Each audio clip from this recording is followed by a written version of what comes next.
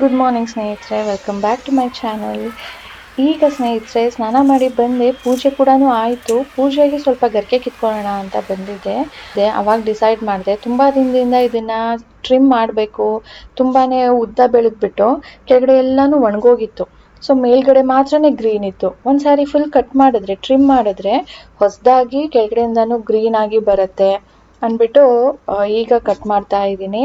ಹಾಗೆ ಇನ್ನು ತಿಂಡಿ ಆಗಿಲ್ಲ, ಇನ್ನು 11 ಗಂಟೆ ಆಗಿರಲಿಲ್ಲ. ನಾನು ಇಂಟರ್ಮೀಡಿಯಂಟ್ ಫಾಸ್ಟಿಂಗ್ ಮಾಡ್ತೀನಲ್ವಾ, ಸೊ 8 ಇಲ್ಲ, ರಾತ್ರಿ 9ಇಂದ ಬೆಳಿಗ್ಗೆ 11 ತನಕ ನಾನು ಏನು ತಿನ್ನೋದಕ್ಕೆ ಹೋಗೋದಿಲ್ಲ. ಅದಕ್ಕೆ ಇನ್ನು 11 ಆಗಿಲ್ವಲ್ಲ ಅಂದ್ಬಿಟ್ಟು ಈ ಕೆಲಸನ, ಸಣ್ಣ ಪುಟ್ಟ ಕೆಲಸನ ಶುರು ಮಾಡಿದ್ದೀನಿ. ಅದು ಟ್ರಿಮ್ ಮಾಡಿ ಆಯಿತು. ಅದಾದಮೇಲೆ ಈಗ ಬಟ್ಟೆ ಸ್ವಲ್ಪ ಮಡ್ಚೋದಿತ್ತು, ಇವತ್ತಿನ ಮತ್ತೆ ಒಗೆಯೋದಿದೆ. ಅದಕ್ಕೆ ಈಗ ಮಡಿಚ್ತಾ ಇದ್ದೀನಿ. ಇದಾದಮೇಲೆ ತಿಂಡಿ ಮಾಡಬೇಕು. ಸೊ ಬನ್ನಿ, ಇವತ್ತಿನ ನಮ್ಮ ದಿನ ಹೇಗೆ ಹೋಗುತ್ತೆ ನೋಡೋಣ. ಈಗ ವ್ಲಾಗನ್ನು ಸ್ಟಾರ್ಟ್ ಮಾಡ್ತಾ ಇದ್ದೀನಿ. ನಾನು ಪ್ರೀವಿಯಸ್ ವ್ಲಾಗ್ಸಲ್ಲಿ ನಾನು ಮಿಕ್ಸ್ಚರ್ ಮಾಡೋದನ್ನು ತೋರಿಸಿದ್ದೆ. ಎಷ್ಟು ಜನ ಟ್ರೈ ಮಾಡಿದ್ರಿ ಕಮೆಂಟ್ ಮಾಡಿ. ಅದು ಮಾಡಿದಾಗ್ಲಿಂದ ಅಂತೂ ಅಂಗಡಿಯಿಂದ ತಂದಿರೋ ಮಿಕ್ಸ್ಚರ್ನ ಪಕ್ಕ ಇಟ್ಬಿಟ್ಟು ಬರೀ ಅದೇ ತಿಂತಾ ಇದ್ದೀವಿ. ರಾಜೇಶ್ಗೂ ಅದು ತುಂಬಾ ಇಷ್ಟ. ಸಾನೂನು ಮಮ್ಮ ಚೆನ್ನಾಗಿದೆ ಮಮ್ಮ ಅಂತ. ನಾನು ಇವತ್ತು ಬಾತ್ ಮಾಡಿದ್ದೆ, ಈ ಹಿತ್ತಕ್ಕೆ ಬೇಳೆ ಅವರೆಕಾಳು ಹಾಕಿಬಿಟ್ಟು. ಆದರೆ ಸಾನುಗೆ ಅದ್ರ ಫ್ಲೇವರ್ ಇಷ್ಟ ಆಗಲಿಲ್ಲ. ಅದಕ್ಕೆ ಹೇಳ್ತಾ ಇದ್ಲು, ಮಮ್ಮ ನನಗೆ ಇದ್ರ ಫ್ಲೇವರ್ ಏನು ಅಷ್ಟೊಂದು ಇಷ್ಟ ಆಗಲಿಲ್ಲ, ಆದರೆ ಮಿಕ್ಸ್ಚರ್ ಫ್ಲೇವರ್ ತುಂಬ ಇಷ್ಟ ಆಯಿತು, ಅದನ್ನೇ ಮಾಡು ಇನ್ನೊಂದು ಸಾರಿ ಅಂತ ಹೇಳ್ತಿದ್ಲು. ಇನ್ನು ಸ್ವಲ್ಪ ಕಾಳಿದೆ, ಅದನ್ನು ಕೂಡ ಹಿತ್ತಬೇಕು. ಈಗ ಕಿಚನ್ ಕೆಲಸ ಶುರು ಮಾಡ್ತಾ ಇದ್ದೀನಿ ಸ್ನೇಹಿತರೆ. ಮೊದಲಿಗೆ ಅವರೇ ಬೇಳೆನ ಹಿಟ್ಕೋಣ ರಾತ್ರಿಗೆ ಅಂದ್ಬಿಟ್ಟು ನೆನೆಸಿದ್ದೀನಿ. ಆ್ಯಂಡ್ ಮಧ್ಯಾಹ್ನಕ್ಕೆ ಪಾಲಕ್ ಗೊಜ್ಜು ಮಾಡೋಣ ಅಂತ ಇದ್ದೀನಿ. ರೈಸ್ ಜೊತೆನೂ ಆಗುತ್ತೆ, ಹಾಗೆ ರಾತ್ರಿಗೆ ಇದಕ್ಕೇ ರೊಟ್ಟಿ ಹಾಕ್ಕೊಳ್ಳೋಣ ಅಥವಾ ರೊಟ್ಟಿ ಚಪಾತಿ ಏನಾದರೂ ಮಾಡೋಣ ಅಂತ ಅಂದ್ಕೊಂಡು ಈಗ ಬಂದಿದ್ದೀನಿ. ಒಂದೇ ಕಡೆ ತೊಗೊಂಡಿರೋದು, ಆದರೂ ಎರಡು ಥರ ಇದೆ ನೋಡಿ ಪಾಲಕ್. ಇದು ಫುಲ್ ಉದ್ದಕ್ಕಿದೆ, ಇದು ತುಂಬಾ ಎಳೆದಾಗಿ ಚಿಕ್ಕದಾಗಿ ಇದೆ, ಇದು ಬಲ್ತೋಗಿದೆ ಇದು. ಓಕೆ, ಇದಾದಮೇಲೆ ನಾನು ಪುಳಿಯೋಗರೆ ವಾಂಗಿಬಾತ್ ಪೌಡರ್ ಮಾಡಬೇಕು. ಖಾಲಿ ಆಗಿದೆ. ಪುಳಿಯೋಗರೆದು ಸ್ವಲ್ಪ ಇದೆ, ಸೊ ಗೊಜ್ಜು ಮಾಡಿ ಇಡ್ಬೋದು. ವಾಂಗಿಬಾತದು ಖಾಲಿ ಆಗಿದೆ, ಅದನ್ನು ಸ್ವಲ್ಪ ಪೌಡರ್ ಮಾಡಬೇಕು. ಅಂದರೆ ನಾನು ವಾಂಗಿಬಾತ್ ಪೌಡರೇನೆ ಬಿಸಿಬೇಳೆ ಬಾತ್ಗೂ ಯೂಸ್ ಮಾಡ್ತೀನಲ್ಲ, ಅದಕ್ಕೆ ತುಂಬ ದಿನ ಆಯಿತು ಬಿಸಿಬೇಳೆ ಬಾತ್ ಮಾಡೋಣ ಅಂತ ಅಂದ್ಕೊಂಡಿದ್ದೀನಿ. ಅದಕ್ಕೆ ಆ ಕೆಲಸನ ಶುರು ಮಾಡಬೇಕು. ಪಾಲಕ್ನ ಆ್ಯಕ್ಚುಲಿ ಸೂಪರ್ ಫುಡ್ ಅಂತ ಹೇಳ್ತಾರೆ. ಇದೊಂದು ಐರನ್ ರಿಚ್ ಫುಡ್. ಆದರೆ ಐರನ್ ನಮ್ಮ ಬಾಡಿಗೆ ಸಿಗಬೇಕು, ಫುಲ್ ಅಬ್ಸಾರ್ಬ್ ಆಗಬೇಕು ಅಂದರೆ ಇದರ ಜೊತೆ ನಾವು ವಿಟಮಿನ್ ಸಿ ಅಂದರೆ ಲೆಮನ್ ಜ್ಯೂಸ್ನ ಕೂಡ ಯೂಸ್ ಮಾಡಬೇಕಂತೆ. ಇದು ನನಗೆ ಹೊಸದಾಗಿ ಗೊತ್ತಾಗಿತ್ತು. Spinach is rich in good source of iron, vitamin A, vitamin C and protein. ಇದು ವೇಟ್ ಮ್ಯಾನೇಜ್ಮೆಂಟ್ಗೆ ಹೆಲ್ಪ್ ಮಾಡುತ್ತೆ. ಹೇಗೆ ಅಂದರೆ ಇದರಲ್ಲಿ ಕ್ಯಾಲರೀಸ್ ಲೋ ಇರುತ್ತೆ, ಫೈಬರ್ ರಿಚ್ ಇರುತ್ತೆ, ಡೈಜೆಷನ್ ಕೂಡ ಹೆಲ್ಪ್ ಮಾಡುತ್ತೆ. ಕಾರ್ಬ್ಸ್ ಕಡಿಮೆ ಇರೋದ್ರಿಂದ, ಇನ್ಸಾಲ್ಯುಬಲ್ ಫೈಬರ್ ಜಾಸ್ತಿ ಇರೋದ್ರಿಂದ ಕಾನ್ಸ್ಟಿಪೇಷನ್ನ ಪ್ರಿವೆಂಟ್ ಮಾಡುತ್ತೆ. ಬೋನ್ ಹೆಲ್ತ್ಗೂ ಕೂಡ ಹೆಲ್ಪ್ ಮಾಡುತ್ತೆ, ಯಾಕೆಂದರೆ ಇದರಲ್ಲಿ ವಿಟಮಿನ್ ಕೆ ಇದೆ, essential for bone health. Eye ಹೆಲ್ತ್ಗೂ ಕೂಡ ತುಂಬ ಒಳ್ಳೆಯದು. ವಿಟಮಿನ್ ಎ ಇರೋದ್ರಿಂದ ನಮ್ಮ ಏಜ್ ರಿಲೇಟೆಡ್ ಐ ಡಿಸೀಸ್ಗೂ ಕೂಡ ಇದು ಹೆಲ್ಪ್ ಮಾಡುತ್ತೆ. ಸ್ಪಿನಾಚಲ್ಲಿ ಪೊಟ್ಯಾಷಿಯಂ ಜಾಸ್ತಿ ಇದೆ, ಬ್ಲಡ್ ಪ್ರೆಷರ್ನ ಲೋ ಮಾಡೋದಕ್ಕೆ ಹೆಲ್ಪ್ ಮಾಡುತ್ತೆ.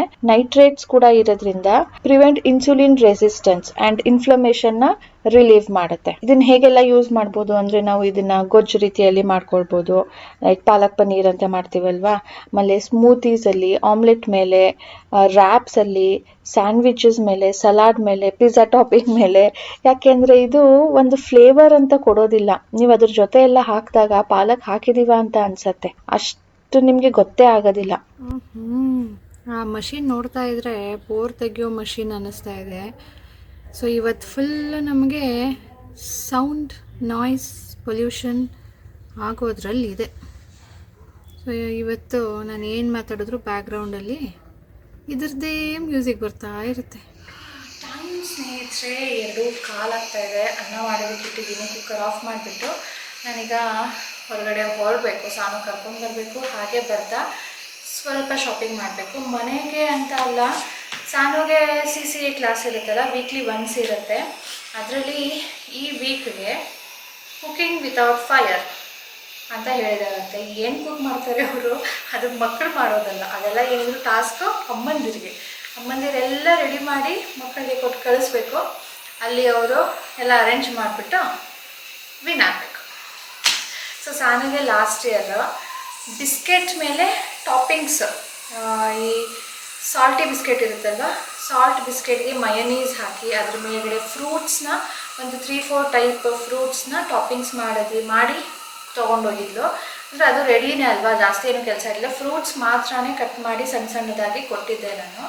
ಸೊ ಅದು ಅವಳು ವಿನ್ ಆಗಿರಲಿಲ್ಲ. ಯಾರು ವಿನ್ ಆಗಿದ್ರಂತೆ ಗೊತ್ತಾ? ಪಾನಿಪುರಿ ಮಾಡೋರು, ಅಂದರೆ ಮಾಡಿರೋರು. ಮಮ್ಮ ಪಾನಿಪುರಿ ಒಂಥರ ಸ್ಟಾಲ್ ಥರನೇ ತಂದುಬಿಟ್ಟಿದ್ಲು ಮಮ್ಮ. ಎಲ್ಲನೂ ಒಂದು ಡಬ್ಬದಲ್ಲಿ ಹಾಕ್ಕೊಂಡು ಹಾಕಿ ಕೊಡ್ತಾಯಿದ್ಲು. ಎಲ್ಲರೂ ಹೋಗ್ಬಿಟ್ಟು ಅವಳ ಹತ್ರನೇ ನಿಂತ್ಕೊಳ್ತಾ ಇದ್ರು, ಅವಳೇ ವಿನ್ ಆಗಿದ್ದು ಅಂತ ಹೇಳಿದ್ಲು. ನಾನಂತೆ ಸಾನು ಪಾನಿಪುರಿ ತಂದಿದ್ದವಳು ಸರಿ, ಅದರಲ್ಲಿ ಅವಳು ಏನಾದರೂ ಹೆಲ್ಪ್ ಮಾಡಿದ್ಲಾ? ಎಲ್ಲನೂ ಅವ್ರ ಅಮ್ಮ ಮಾಡಿಕೊಟ್ಟಿದ್ರಲ್ವಾ. ಕುಕ್ಕಿಂಗ್ ವಿತೌಟ್ ಫೈರ್ ಅಂದರೆ ನೀನೇನಾದರೂ ಮಾಡಬೇಕು, ನಾನೆಲ್ಲ ಮಾಡಬೇಕಾಗಿರೋದು ಅಂತ ನಾನು. ಅದೆಲ್ಲ ನಂಗೆ ಗೊತ್ತಿಲ್ಲ, ನನಗೂ ಪಾನಿಪುರಿ ಮಾಡಿಕೊಡು ಅಂತ ಹೋದ ವರ್ಷವೇ ಹೇಳಿದ್ಲ. ಈ ವರ್ಷ ಸರಿ ಪಾನಿಪುರಿ ಯಾರಾದರೂ ಬೇರೆ ಮಾಡ್ಬೋದೇನೋ, ಸರಿ ನೀನು ಬೇರೆ ಏನಾದರೂ ಮಾಡೋಣ ತಡಿ ಅಂದ್ಬಿಟ್ಟು ಯೋಚನೆ ಮಾಡಿಬಿಟ್ಟು ಈ ಸರಿ ಸ್ವೀಟ್ ಬೇಡ, ಏನಾದರೂ ಚಾಟ್ಸ್ ಥರನೇ ಮಾಡೋಣ ಅಂಥೇಳಿ ರಾಜೇಶ್ ನಿಪ್ಪಟ್ಟು ಮಸಾಲ ಅಂತ ಹೇಳಿದ್ರು. ಅದಕ್ಕೆ ನಾನು ಟೊಮೆಟೊ ಮಸಾಲ ಮಾಡೋಣ ಅಂತ ನಾನು ಹೇಳಿದೆ. ಸರಿ ಏನಾದ್ರೂ ಓಕೆ ಅವ್ರಿಗೆ, ಯಾಕಂದರೆ ನಾನೇನು ಕೊಡ್ತೀನಿ ಅದನ್ನು ತೊಗೊಂಡೋಗ್ತಾಳೆ ಅಷ್ಟೇ. ಒಟ್ಟಿನಲ್ಲಿ ಅವ್ರು ಮ್ಯಾಮ್ಗೂ ಕೇಳ್ಕೊಂಡು ಬಂದಿದ್ದಾಳೆ, ಮ್ಯಾಮ್ ನಿಮಗೆ ಸ್ವೀಟ್ ಇಷ್ಟನಾ, ಖಾರ ಇಷ್ಟನಾ, ಸ್ಪೈಸಿ ಇಷ್ಟನಾ, ನಿಮಗೆ ಸ್ವೀಟ್ ಇಷ್ಟನಾ ಸ್ಪೈಸಿ ಇಷ್ಟನಾ ಅಂತ ಕೇಳ್ಕೊಂಡು ಬಂದಿದ್ದಾಳೆ. ಸ್ಪೈಸಿ ಇಷ್ಟ ಅಂತೆ. ಅಮ್ಮ ಟೊಮೆಟೊ ಮಸಾಲಾನೇ ಮಾಡಿಕೊಡು, ನಾನು ಅದನ್ನೇ ಕೊಡ್ತೀನಿ. ಸೊ ಈಗ ನಾನು ಲೀಸ್ಟ್ ಮಾಡ್ತೀನಿ ಕೂತ್ಕೊಂಡು ಏನೇನೆಲ್ಲ ಬೇಕು ಅಂತ. ಬರ್ತಾ ಹಾಗೆ ತೊಗೊಂಡು ಬರೋಣ ಅಂತ ಹೇಳಿಬಿಟ್ಟು ಅನ್ನ ರೆಡಿ, ಟೊಮ್ಯಾಟೊ, ಆನಿಯನ್ ಇದೆ, ಕ್ಯಾರೆಟ್, ಟೊಮ್ಯಾಟೊ. ಹಾಂ ನೋಡಿ, ನಾನು ಅವಳಿಗೆ ಪುದೀನ ಚಟ್ನಿ ಮಾಡ್ಕೊಳ್ಳೋಣ ಅಂತ ಇದ್ದೀನಿ. ಆಯಿತು, ಕೂಗಿ ಆಯ್ತಲ್ಲ, ಬನ್ನಿ ನೋಡೋಣ, ಸ್ವಲ್ಪ ಶಾಪಿಂಗ್ ಮಾಡಿ ಬರೋಣ ಸಾನುಗೋಸ್ಕರ. ಸಾನುಗೆ ಡ್ರೆಸ್ ತಂದು ತರಿಸಿದ್ದೆ, ಈಗ ಡೆಲಿವರ್ ಆಗಿದೆ.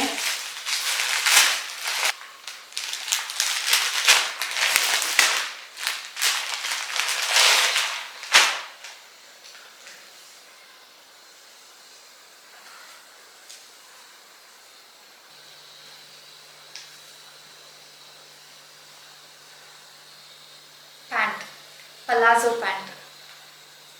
ಸೊ ಸೈಜ್ ಆಗುತ್ತಾ ಇಲ್ವಾ ನೋಡಬೇಕು. ಚೆನ್ನಾಗಿದೆ ಬಟ್ಟೆ. ಇದು ಮುಂದೆ ಬೆಲ್ಟ್ ಥರ ಇದೆ. ಇದು ರಿಯಲ್ ಮಿರರು, ಪ್ಲಾಸ್ಟಿಕ್ ಅಲ್ಲ, ಗಾಜು. ಆ್ಯಂಡ್ ಮಟೀರಿಯಲ್ ನೋಡಿ ಹೀಗಿದೆ, ಸಿಂಥೆಟಿಕ್ಕು, ಶೈನಿ ಮಟೀರಿಯಲ್ಲು. ಇದಕ್ಕೆ ಲೈನಿಂಗ್ ಏನೂ ಇಲ್ಲ, ಬಟ್ ಮಟೀರಿಯಲ್ ಮೇಲೆ ಇಲ್ಲಿ ಸೀಕ್ವೆನ್ಸ್ ಲೈಟಾಗಿ ಒಂದೊಂದು ಸೀಕ್ವೆನ್ಸ್ ವರ್ಕ್ ಇದೆ. ಒಂದು ಎಂಬ್ರಾಯ್ಡ್ರಿ ಥ್ರೆಡ್ ಥರ ಒಂದು ಎಂಬ್ರಾಯ್ಡ್ರಿ ಲೈನ್ ಇದೆ. ನನಗೇನೋ ಇಷ್ಟ ಆಗ್ತಾ ಇದೆ, ಸೈಜ್ ಆಗುತ್ತಾ ಇಲ್ವಾ ನೋಡೋಣ. ಆ್ಯಂಡ್ ಇದು ನಾನು ತರಿಸಿರೋದು, ಲಿಂಕ್ ನಾನು ಡಿಸ್ಕ್ರಿಪ್ಷನಲ್ಲಿ ಅಥವಾ ಪ್ರಾಡಕ್ಟನ್ನು ಟ್ಯಾಗ್ ಮಾಡಿರ್ತೀನಿ. ನನ್ನ ವೀಡಿಯೋಲೆ ಪ್ರಾಡಕ್ಟ್ಸ್ ಅಂತ ಬರ್ತಾ ಇರುತ್ತಲ್ಲ, ಅದನ್ನು ಕ್ಲಿಕ್ ಮಾಡಿ ಸಿಗತ್ತೆ. ಇದು ಮಿಂತ್ರಾಲಿ ತೊಗೊಂಡಿರೋದು ನಾನು. ಇವಾಗ ಸಿಕ್ಕಿದ್ರೆ ಲಿಂಕು, ಅಂದರೆ ಸ್ಟಾಕಲ್ಲಿದ್ದರೆ ಹಾಕಿರ್ತೀನಿ ಲಿಂಕ್. ಸ್ನೇಹಿತರೆ, ನಾನೊಂದು ಸಿಂಪಲ್ ಎಗ್ ಬಿರಿಯಾನಿ ಟ್ರೈ ಮಾಡಿದ್ದೆ. ಅದನ್ನು ಇವತ್ತು ನಿಮ್ಮ ಜೊತೆ ಕೂಡ ಶೇರ್ ಮಾಡ್ತಾ ಇದ್ದೀನಿ.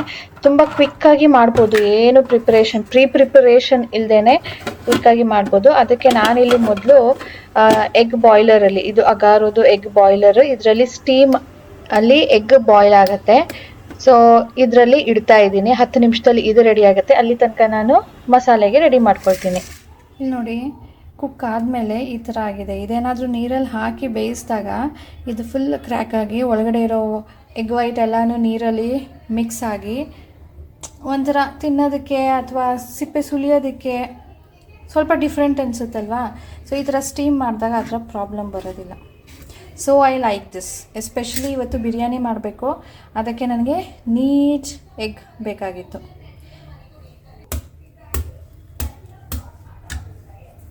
ತುಂಬ ಬಿಸಿ ಇರುತ್ತೆ, ಅದಕ್ಕೆ ಸ್ವಲ್ಪ ತಣ್ಣಗಾಗಲಿ.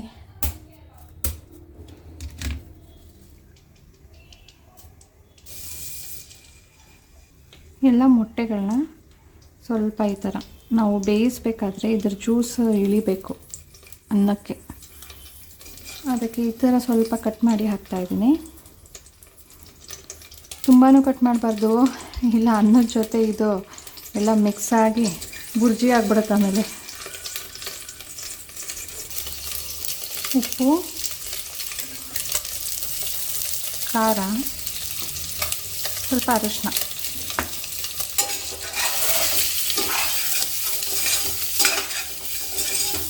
ಹೀಗೆ ಸ್ವಲ್ಪ ಫ್ರೈ ಮಾಡೋಣ.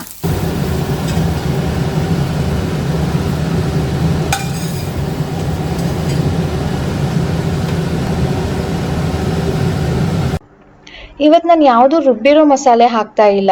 ಬಿರಿಯಾನಿಗೆ ಯೂಶಲಿ ರುಬ್ಕೊಳ್ತೀವಲ್ವಾ, ಇವತ್ತು ಎಲ್ಲಾನು ರೆಡಿನೇ. ಅಂದರೆ ಇಲ್ಲಿ ಏನು ಹೋಲ್ ಸ್ಪೈಸಸ್ ಇರುತ್ತಲ್ವ, ಎಷ್ಟಿದೆಯೋ ಮನೇಲಿ ಅಷ್ಟೆಲ್ಲಾನು ಒಂದೊಂದು ಎರಡೆರಡು ಹಾಕಿದ್ದೀನಿ. ಅದರ ಜೊತೆ ಈರುಳ್ಳಿನ ಹಾಕಿದ್ದೀನಿ. ನಾನು ಆ ಎಗ್ ಬಾಯ್ಲ್ ಆಗೋ ತನಕ ಇಷ್ಟೇ ರೆಡಿ ಮಾಡ್ಕೊಂಡಿದ್ದು. ಪುದೀನ ಹೇಗಿದ್ರು ಇತ್ತಲ್ಲ, ಸೊ ಪುದೀನ ಸ್ವಲ್ಪ ಕಟ್ ಮಾಡಿಕೊಂಡೆ. ಜಿಂಜರ್ ಗಾರ್ಲಿಕ್ ಪೇಸ್ಟ್ ಅದು ಮೊದಲೇ ಮಾಡಿ ಇಟ್ಟಿದ್ದೆ. ಈರುಳ್ಳಿ ಬಿಡಿಸ್ಕೊಂಡು ಕಟ್ ಮಾಡಿಕೊಂಡೆ. 1 ಟೀ ಸ್ಪೂನ್ ಅಷ್ಟು ಹಾಕಿದ್ದೀನಿ. ಅದ್ರ ಜೊತೆ ಟೊಮ್ಯಾಟೋನ ಕಟ್ ಮಾಡಿಕೊಂಡೆ. ರೈಸ್ ಬಾಸ್ಮತಿ ಇವತ್ತು ಹಾಕ್ತಾ ಇರೋದು, ಸೊ ಅದನ್ನು ತೆಗೆದು ನೆನೆಸಿ ಇಡಬೇಕಿತ್ತು. ಸೊ ಅದನ್ನು ತೊಳೆದು ನೆನೆಸಿ ಇಟ್ಟಿದ್ದೀನಿ.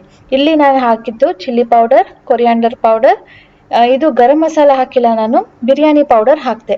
ಎಣ್ಣೆ ಸ್ವಲ್ಪ ಕಡಿಮೆ ಇದೆ, ಇದು ಎಣ್ಣೆಲೆ ಸ್ವಲ್ಪ ಸಾಟೆ ಮಾಡಬೇಕು. ನಾನು ಸ್ವಲ್ಪ ಕಡಿಮೆನೇ ಹಾಕೋದು, ಅದಕ್ಕೆ 1-2 ಸ್ಪೂನು ತುಪ್ಪನ ಸೇರಿಸ್ಕೊಂಡಿದ್ದೀನಿ.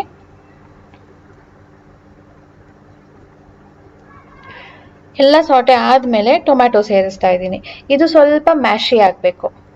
ನಾವು ಎಣ್ಣೆ ಸ್ವಲ್ಪ ಹಾಕ್ಕೊಂಡು ಜಾಸ್ತಿ ಅದರಲ್ಲೇನೆ ಎಗ್ಗನ್ನು ಸಾಟೆ ಮಾಡಿದಾಗ ಆ ಎಗ್ಗದ ಫ್ಲೇವರ್ ಎಣ್ಣೆಯಲ್ಲಿ ಇಳಿದಿರತ್ತೆ. ಸೊ ಆ ಎಣ್ಣೆಯಲ್ಲೇ ನಾವು ಬಿರಿಯಾನಿ ಮಾಡೋದ್ರಿಂದ ಎಗ್ಗದು ಸ್ವಲ್ಪ ಫ್ಲೇವರ್ ಕೂಡ ಇಳಿದಿರತ್ತೆ. ಆ್ಯಂಡ್ ಇಲ್ಲಿ ನೋಡ್ಬೋದು 1/4 ಪಾವಷ್ಟು ನಾನು ಬಾಸ್ಮತಿ ರೈಸ್ ತೊಗೊಂಡಿದ್ದೀನಿ. ಇದಕ್ಕೆ ನಾನು ನೀರು 2 ಗ್ಲಾಸ್ ಹಾಕಬೇಕಿತ್ತು ಅಷ್ಟೇ. 1/4 ಪಾವ್ ತೊಗೊಂಡಿದ್ದೀನಲ್ಲ ಅಂದ್ಬಿಟ್ಟು ಯೂಶಲಿ ಎಷ್ಟು ಹಾಕ್ತೀನೋ ಅಕ್ಕಿಗೆ ಆ ರೀತಿಯಲ್ಲಿ ಇನ್ನು ಅರ್ಧ ಗ್ಲಾಸ್ ಎಕ್ಸ್ಟ್ರಾ ಹಾಕ್ಬಿಟ್ಟೆ. ಅದು ಸ್ವಲ್ಪ ಗಂಜಿ ಆಗೋಗಿತ್ತು. ಸೊ ಬಾಸ್ಮತಿ ರೈಸ್ ಕುಕ್ಕರಲ್ಲಿ ಮಾಡಬೇಕಾದ್ರೆ ಒಂದು ಚೂರು ಕಡಿಮೆನೇ ಇರಬೇಕು. ಸೊ 2 ಗ್ಲಾಸ್ ಹಾಕಿದ್ರೆ ಸಾಕು. ಆ್ಯಂಡ್ ಇದು ಸ್ಟೀಲ್ ಪಾತ್ರೆ ಅಲ್ವಾ, ತುಂಬ ಬೇಗ ತಳ ಹಿಡಿಯುತ್ತೆ. ಅದಕ್ಕೆ ಮೀಡಿಯಮ್ ಫ್ಲೇಮಲ್ಲೇ ಕುಕ್ ಮಾಡಬೇಕು, ಚೆನ್ನಾಗಿ ಬೆಂದಿರುತ್ತೆ ಸಾಕು. ಸೊ ಇದನ್ನು ಹೀಗೇ ಸ್ವಲ್ಪ ಹೊತ್ತು ನೀರೆಲ್ಲ ಹೋಗೋ ತನಕ ಸಾಟೆ ಮಾಡಿಕೊಂಡೆ. ಈಗ ಉಪ್ಪು ಸೇರಿಸ್ತೀನಿ, ಕೊತ್ತಂಬರಿ ಸೊಪ್ಪು, ಸ್ವಲ್ಪ ಅರಿಶಿನದ ಪುಡಿ ಹಾಕಿದ್ದೀನಿ. ಪಕ್ಕ ನೋಡ್ಬೋದು ನೀರು ಬಿಸಿ ಆಗಕ್ಕೆ ಇಟ್ಟಿದ್ದೀನಿ. ಬಿಸಿ ನೀರು ಹಾಕೋಣ ಅಂಥೇಳಿ, ಬೇಗನೂ ಆಗುತ್ತೆ ಆ್ಯಂಡ್ ಅಕ್ಕಿ ಉದುದ್ರಾಗೆ ಆಗುತ್ತೆ. So done with the biryani ಸ್ನೇಹಿತರೆ. ಜಾಸ್ತಿ ಏನು ಪ್ರಿಪ್ರೇಷನ್ ಮಾಡ್ಕೊಂಡಿಲ್ಲ, ಕ್ವಿಕ್ಕಾಗಿ ಮಾಡಿಬಿಟ್ಟಿದ್ದೆ. ನಾವು ಟೊಮ್ಯಾಟೊ ಎಷ್ಟೇ ಹಾಕಿದ್ರೂ ಸ್ವಲ್ಪ ಲಿಂಬೆಹಣ್ಣು ಹುಳಿ ಹಾಕಲೇಬೇಕು. ಅದು ಸ್ವಲ್ಪ ಹುಳಿ ಕೊಡುತ್ತೆ. ಟೊಮ್ಯಾಟೊದು ಸ್ವಲ್ಪ ಸ್ವೀಟ್ನೆಸ್ ಕೂಡ ಕೊಡುತ್ತೆ.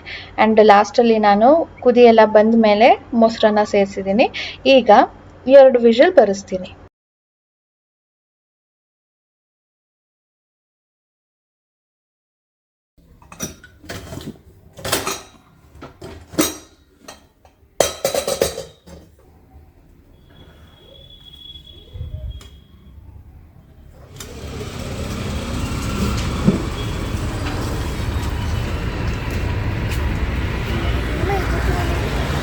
ಬೇಡ, ಹಣ್ಣಿರತ್ತವ. ಹಾಂ, ನಾನು ಸ್ವಲ್ಪ ಚಿಕ್ಕ ಸೈಜ್ದು ತೊಗೊಳ್ತಾ ಇದ್ದೀನಿ. ಹಾಂ, ಚಿನ್ನಿ ಬಾಯಿ ಒಳಗಡೆ ಹೋಗ್ಬೇಕಲ್ವಾ, ಅವ್ರ ಬಾಯಿ ಒಳಗಡೆ ಚಿಕ್ಕದು. ಹಾಂ, ತುಂಬ ಚಿನ್ನಿ ಆಗಲಿಲ್ವಾ? ರಿಯಲ್ ಟೊಮ್ಯಾಟೋನಾ? ಇದೆಲ್ಲ ಏನು ಫೇಕಾ? ರಿಯಲ್ ಟೊಮ್ಯಾಟೊ ಅಲ್ಲ, ಅದು ಟೊಮ್ಯಾಟೊ ಸ್ಟೆಮ್ ಅಷ್ಟೇ. ಸರಿ ತಗೋ. ಟೊಮೆಟೊ ಮಸಾಲೆಗೆ ಸ್ವಲ್ಪ ಕ್ರಂಚ್ ಬೇಕಲ್ವಾ, ಅದಕ್ಕೆ ಕಾಂಗ್ರೆಸ್ ಬೀಜ, ಸೇವ್, ಪೂರಿ ಕೂಡ ಹಾಕ್ತಾರೆ. ಪೂರಿ ಬೇಡ, ಸೇವ್ ಮತ್ತು ಕಾಂಗ್ರೆಸ್ ಬೀಜ ಹಾಕು ಅಂತ ಹೇಳಿದ್ದೆ, ಅದನ್ನು ತೊಗೊಳೋದಕ್ಕೆ ಅಂತ ಬಂದಿದ್ದೀನಿ. ಹೋದ ಸಾರಿ ನಾನು ಇಡ್ಲಿಗೆ ಸ್ವಲ್ಪ ಚೇಂಜಸ್ ಮಾಡಿ ಮೆಜರ್ಮೆಂಟಲ್ಲಿ ಹಾಕಿದ್ದೆ ಸ್ನೇಹಿತರೆ, ನೆನೆಸಿದ್ದೆ. ತುಂಬ ಚೆನ್ನಾಗಿ ಸಾಫ್ಟಾಗಿ ಬಂದಿತ್ತು. ಸಾನು ಕೂಡ ಹೇಳ್ತಾ ಇದ್ಲು, ಮಮ್ಮ ಈ ಸರಿ ಯಾಕೋ ತುಂಬಾ ಸಾಫ್ಟ್ ಆಗಿದೆ ಅಂತ. ಅದಕ್ಕೆ ನಿಮ್ಮ ಜೊತೆ ಕೂಡ ಶೇರ್ ಮಾಡ್ತಾ ಇದ್ದೀನಿ. ಇದು ದಪ್ಪಕ್ಕಿ, ದೋಸೆ ಅಕ್ಕಿ ಅಂತಾರಲ್ಲ ಅಥವಾ ಡಿಪೋ ಅಕ್ಕಿ ಅಂತಾರಲ್ಲ ಅದು. ಇಡ್ಲಿದು ಏನು ಸಪ್ರೇಟ್ ತರಿಸೋದಿಲ್ಲ. ಹೋದ ಸಾರಿ ನಾನು ಡಿಪೋ ಅಕ್ಕಿನೇ ತೊಗೊಂಡಿದ್ದು, ಡಿಪೋ ಅಕ್ಕಿಲೇ ಮಾಡಿದ್ದು. ಅಂದರೆ ಅಮ್ಮ ಕೊಟ್ಟು ಕಳಿಸಿದ್ರು, ಆ ಅಕ್ಕಿಯಲ್ಲಿ ಮಾಡಿದ್ದೆ. ಅದಕ್ಕೆ ಈ ಸರಿನೂ ದೋಸೆ ಅಕ್ಕಿನೇ ತೊಗೊಳ್ತಾ ಇದ್ದೀನಿ. ಸೊ ಇದು 2 ಪಾವ್ ಹಾಕಿದ್ದೀನಿ, 2 ಕಾಲು ಪಾವಿದೆ. ಇದು ಸಬ್ಬಕ್ಕಿ, ಸಣ್ಣ ಸಬ್ಬಕ್ಕಿ. ಸಣ್ಣ ಸಬ್ಬಕ್ಕಿನೇ ಬೇರೆ ಥರ ಬರುತ್ತೆ. ಅಂದರೆ ಇದು 1 ಕಪ್ ಹಾಕಿದ್ರೆ 2 ಕಪ್ ಆಗುತ್ತೆ. ದಪ್ಪ ಇರೋದು ಹಾಕಿದ್ರೆ 1 ಕಪ್ ಹಾಕಿದಾಗ ಒಂದು ಅರ್ಧ ಕಪ್ ಏನೋ ಜಾಸ್ತಿ ಆಗುತ್ತೆ. ಇದೊಂದು 1/4 ಕಪ್ ಹಾಕಿದ್ದೀನಿ ಅಂದ್ಕೊಳ್ಳಿ, 1/4 ಪಾವು ಅಕ್ಕಿ, 2 ಕಾಲು ಸಾಬುದಾನ, 1/4 ಪಾವು ಉದ್ದಿನ ಬೇಳೆ. ಅರ್ಧ ಪಾವ್ಗಿಂತ ಒಂದು ಚೂರು ಕಡಿಮೆ ಇದೆ. ನಾವು ಸಾಬುದಾನ ಹಾಕಿದ್ದೀವಲ್ವಾ, ಅದಕ್ಕೆ ಜಾಸ್ತಿ ಬೇಕಾಗೋದಿಲ್ಲ. ಸೊ ಅರ್ಧ ಪಾವ್ಗೆ ಒಂದು ಚೂರು ಕಡಿಮೆ ಅಂತ ಅಂದ್ಕೊಳ್ಳಿ. ಅವಲಕ್ಕಿ ತುಂಬ ಗಟ್ಟಿ ಅವಲಕ್ಕಿ ಅಲ್ಲ, ಇದೊಂದು ಚೂರು ಪೇಪರ್ ಅವಲಕ್ಕಿಗಿಂತ ಸ್ವಲ್ಪ ಚಿಕ್ಕದಾಗಿರುತ್ತೆ, ಸ್ವಲ್ಪ ಗಟ್ಟಿ ಇರುತ್ತೆ. ಗಟ್ಟಿ ಅವಲಕ್ಕಿಗಿಂತ ಸ್ವಲ್ಪ ತೆಳ್ಳ ಇರುತ್ತೆ. ಇದು ಒಂದು ಅರ್ಧ ಪಾವು. ಇದನ್ನು ಈಗ 1 ಗಂಟೆ ಆಗ್ತಾಯಿದೆ, ನೆನೆಸ್ತಾ ಇದ್ದೀನಿ. ಇದನ್ನು ರುಬ್ಬೋದು ನಾನು ಏನಿದ್ರೂ 5:30, 6 ಗಂಟೆಗೆ. ಇದು ಎರಡೂ ಕೂಡ ಒಂದು 3-4 ಸಾರಿ ಕ್ಲೀನಾಗಿ ವಾಶ್ ಮಾಡಿ ನೆನೆಸಿ ಇಟ್ಬಿಡ್ತೀನಿ.